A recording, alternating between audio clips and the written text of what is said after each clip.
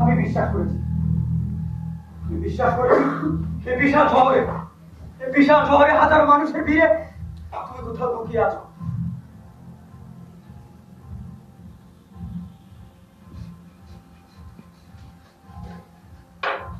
এই শহরটা একটা রাক্ষসে চূড়াবালির মতো, প্রতিদিন যার রূপ বদলায়, তাই তো এর মাঝে আটকে পড়া কাউকে খুঁজে পাওয়া এতটা কঠিন।